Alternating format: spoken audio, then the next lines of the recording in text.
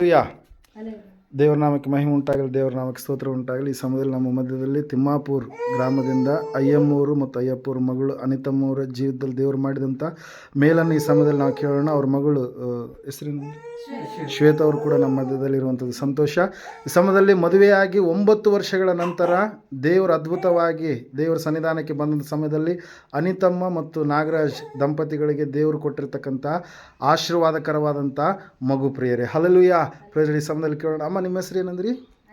ಅನಿತಾ. ನಿಮ್ಮ ಯಜಮಾನ್ರ ಹೆಸರಮ್ಮ? ನಾಗರಾಜ್ ಅವರು. ಮದುವೆಯಾಗಿ ಎಷ್ಟು ವರ್ಷಗಳಾಗಿತ್ತಮ್ಮ? 9 ವರ್ಷ. ಯಾವ ಊರಮ್ಮ ನಿಮ್ಮದು?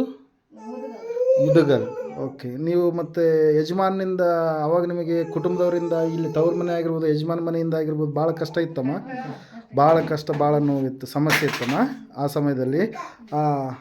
ದೇವರು ಸನ್ನಿಧಾನಕ್ಕೆ ಬಂದಾಗ ದೇವ್ರು ಏನು ಅದ್ಭುತ ಮಾಡಿದ್ರಮ್ಮ ನಿಮಗೆ? ಹಾಂ. Okay, hallelujah, praise lord. ತಾಯಿ ಸಾಕ್ಷಿ ಹೇಳ್ತಾ ಇದ್ದಾರೆ. ದೇವರ ಸನ್ನಿಧಾನಕ್ಕೆ ಆ ತಾಯಿ ಬಂದಾಗ 2 ವರ್ಷಗಳ ಕಾಲ ತವರು ಮನೆಯಲ್ಲಿ ಇರುವಂಥ ಒಂದು ಪರಿಸ್ಥಿತಿ ಇತ್ತು. ಯಜಮಾನ ಪುನಃ ಆಲಯಕ್ಕೆ ಬಂದ ಸಮಯದಲ್ಲಿ ಅಪ್ಪರು ಒಂದು ಮಾತು ಹೇಳಿದರು, ನಿನ್ನ ಯಜಮಾನ ಮುಂದಿನ ವಾರ ಬರ್ತಾನಮ್ಮ, ನೀನು ಮುಂದಿನ ವಾರ ಇರೋದಿಲ್ಲ ಅನಿತಮ್ಮ ಅಂತ ಹೇಳಿದಾಗ, ಅದರಂತೆ ಮುಂದಿನ ವಾರ ಇವರು ನಾವು ಪ್ರಾರ್ಥನೆಗೆ ಬಂದಾಗ ಭಾನುವಾರ ದಿವಸ ಇರಲಿಲ್ಲ. ಯಾಕಂದರೆ ಅವ್ರ ಯಜಮಾನ ಬಂದು ಕರೆದುಕೊಂಡು ಹೋದಂಥ ಒಂದು ಸ್ಥಿತಿ. ಈ ಸಮಯದಲ್ಲಿ ದೇವರು ಅದ್ಭುತವಾಗಿ 9 ವರ್ಷಗಳ ನಂತರ ಹಿತೇಶ್ ಎನ್ನುವಂಥ ಒಬ್ಬ ಕುಮಾರನ ದೇವರು ದಯಪಾಲಿಸಿದ್ದಾನೆ.